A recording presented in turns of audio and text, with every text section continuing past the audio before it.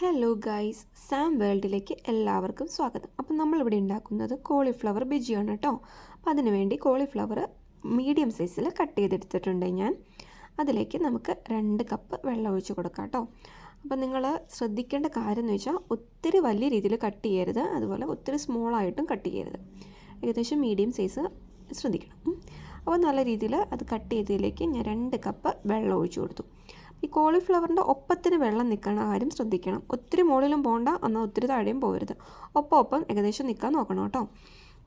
പിന്നെ നിങ്ങൾ വേറൊരു കാര്യം ശ്രദ്ധിക്കണോട്ടോ. ഞാനിവിടെ എടുത്ത പാത്രം എന്ന് വെച്ചൊരു ചെറിയ പാത്രമായിപ്പോയി.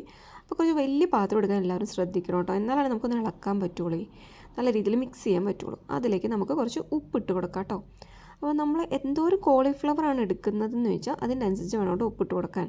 ഞാനിവിടെ ഒരു മീഡിയം സൈസ് കോളിഫ്ലവറാണ് എടുത്തത്. അപ്പോൾ ഇത് ഏകദേശം നമുക്കറിയാമല്ലോ. അപ്പോൾ അങ്ങനെ നമ്മൾ ഉപ്പിട്ട് കൊടുത്തു. അതിലേക്ക് നമുക്ക് അടുത്തതായിട്ട് ഇടേണ്ടത് മഞ്ഞൾപ്പൊടിയാണ് കേട്ടോ. മഞ്ഞൾപ്പൊടി ഇടുന്നതിൻ്റെ മെയിൻ കാര്യം എന്ന് വെച്ചാൽ ജസ്റ്റ് ഒരു കളർ കിട്ടാൻ വേണ്ടിയാണ്. അപ്പോൾ നമുക്കതൊരു വെളുത്തിരിക്കില്ലല്ലോ, മഞ്ഞ കളർ നല്ല രീതിയിൽ കിട്ടിക്കോളും. അപ്പോൾ നമുക്ക് ആവശ്യത്തിന് മഞ്ഞൾപ്പൊടി എടുക്കാം. അതേ എൻ്റെ ക്യാമറ അങ്ങോട്ടും ഇങ്ങോട്ടും ഇങ്ങനെ വെട്ടണത് ഞാൻ ഒരു കയ്യിൽ ഫോണും പിടിച്ച് ഒരു കയ്യിലും കൊണ്ടാണ് കേട്ടോ ഇതെല്ലാം ചെയ്യുന്നത്. അതുകൊണ്ടാണ്. അപ്പോൾ ക്ഷമിക്കണം കേട്ടോ എല്ലാവരും.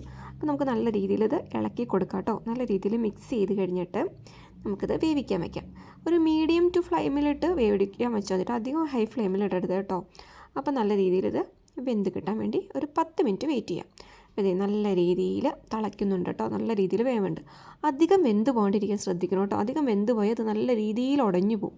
നമുക്കപ്പോൾ അധികം വേവണ്ട ഈ സാധനം. ഏകദേശം ഒന്ന് വെന്ത് കിട്ടിയത് ജസ്റ്റ് നിങ്ങൾക്കൊന്ന് ഒരെണ്ണം എടുത്ത് കഴിച്ച് നോക്കുമ്പോൾ അറിയാൻ പറ്റും. നമ്മളത് എന്നിട്ട് ഊറ്റി നല്ല സെറ്റ് ചെയ്ത് ഡ്രൈനൊക്കെ ചെയ്ത് വെച്ചിട്ടുണ്ട്. നമുക്കിനി അടുത്തേക്ക് ബാറ്റർ തയ്യാറാക്കാം കേട്ടോ. അപ്പോൾ ബാറ്റർ തയ്യാറാക്കാൻ വേണ്ടി ഞാനിവിടെ എടുത്തിരുന്നത് മൈദപ്പൊടിയാണ്. കോൺഫ്ലവറാണ് മെയിനായിട്ട് എടുക്കേണ്ടത്, പക്ഷേ ഇന്ന് ഞാൻ മൈദയാണ് കേട്ടോ എടുത്ത് നോക്കിയത്. അപ്പോൾ ഞാൻ ഇവിടെ ഒരു 5 സ്പൂൺ മൈദയാണ് കേട്ടോ ഇടുന്നത്.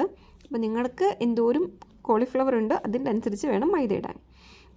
പിന്നെ ഞാനിതിലിടുന്നത് നമ്മുടെ മുളക് പൊടി, കാശ്മീരി മുളക് പൊടിയാണ് കേട്ടോ ഇത്. അപ്പോൾ അധികം എരിവ് ഉണ്ടാവില്ല, അതുപോലെ നല്ല കളറും കിട്ടും. അതിന് വേണ്ടിയാണ് ഞാൻ കാശ്മീരി മുളക് പൊടി ഇട്ടത്. പിന്നെ മഞ്ഞൾപ്പൊടി കുറച്ചിട്ടാൽ മതി കേട്ടോ. കാരണം ഓൾറെഡി നമ്മൾ കോളിഫ്ലവറിൽ മഞ്ഞൾപ്പൊടി ഇട്ടിട്ടുണ്ട്, അതുകൊണ്ട് കുറച്ച് മഞ്ഞൾപ്പൊടി ഇടുക. പിന്നെ ഉപ്പും അതുപോലെ ശ്രദ്ധിക്കണം. ആദ്യം നമ്മൾ കുറച്ച് ഉപ്പിട്ടായിരുന്നു, അത് കാരണം ഇതിലും കുറച്ച് ഉപ്പിട്ടാൽ മതി കേട്ടോ, അധികം ഇടണ്ട കേട്ടോ. എന്നിട്ട് നമുക്കിതെല്ലാം കൂടി നല്ല രീതിയിലൊന്ന് മിക്സ് ചെയ്തെടുക്കാം. അപ്പോൾ നല്ല രീതിയിൽ മിക്സ് ചെയ്യുമ്പോൾ നിങ്ങൾ ശ്രദ്ധിക്കേണ്ട ഒരു കാര്യം എന്ന് വെച്ചാൽ നമ്മളിതിൽ കുറച്ച് വെള്ളം ആഡ് ചെയ്യില്ല. ആ വെള്ളത്തിൻ്റെ അളവ് ഒത്തിരി കൂടി പോകാണ്ടിരിക്കാൻ ശ്രദ്ധിക്കണം കേട്ടല്ലോ. കാരണം അപ്പോൾ ഞാനിവിടെ ആഡ് ചെയ്തത് ഒരു 1/2 കപ്പ് വെള്ളമാണ് കേട്ടോ എടുത്തത്. കാരണം ഒത്തിരി വെള്ളമായിട്ട് കിടന്നാലും ഈ കോളിഫ്ലവറിലേക്ക് ഈ ബാറ്റർ പിടിക്കില്ല.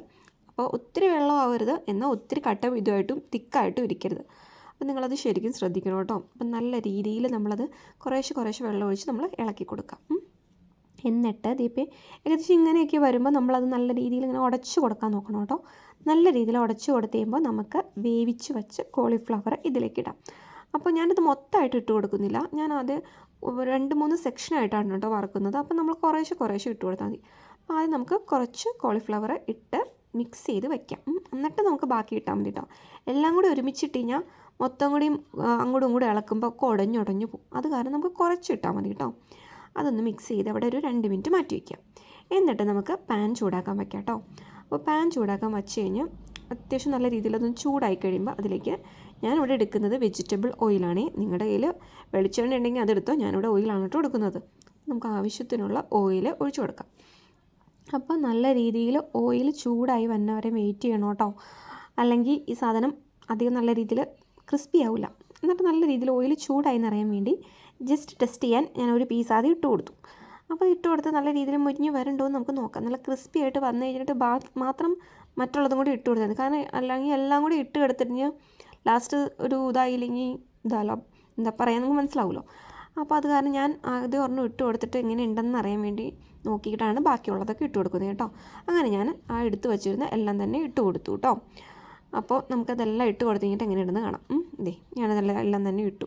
എന്നിട്ട് അതിൻ്റെ മുകളിൽ നമുക്ക് കുറച്ച് കരിവേപ്പില ഇട്ട് കൊടുക്കാം കേട്ടോ. കരിവേപ്പില മെയിനായിട്ട് ഇടുന്നതിൻ്റെ കാര്യം അതിൻ്റെ ഒരു ഫ്ലേവർ കിട്ടാൻ വേണ്ടിയാണ്. കരിവേപ്പിലയുടെ ഫ്ലേവർ നല്ല ടേസ്റ്റ് അല്ലേ, എനിക്കിഷ്ടമാണേ. അപ്പോൾ ഏകദേശം ഇത് മുരിഞ്ഞ് വന്നിട്ടുണ്ട്. ക്രിസ്പി ആയി തുടങ്ങിയിട്ടുണ്ട്, വലിയ ക്രിസ്പി ആയിട്ടില്ല. അപ്പോൾ ഏകദേശം നല്ല രീതിയിൽ നമ്മൾ ശ്രദ്ധിച്ച് നോക്കണം കേട്ടോ. മീഡിയം ഫ്ലെയിമിലിട്ടാൽ മതി. അത്യാവശ്യം നല്ല രീതിയിൽ മുരിഞ്ഞത് ഞാൻ എടുത്തിട്ടുണ്ട് കേട്ടോ. അപ്പോൾ നമുക്ക് ഇത് ഏറ്റവും ടേസ്റ്റ് എനിക്കിഷ്ടം മയോണൈസിൻ്റെ കൂടെ കഴിക്കാനാണ് കേട്ടോ. നല്ല ക്രിസ്പി ആയിട്ട് കിട്ടിയിട്ടുണ്ട്. അധികം കരിഞ്ഞു പോകാണ്ടിരിക്കാൻ നോക്കണം കേട്ടോ. അപ്പോൾ ഞാൻ മയോണൈസിൻ്റെ കൂടെ വൈകുന്നേരം ചായയും മയോണൈസും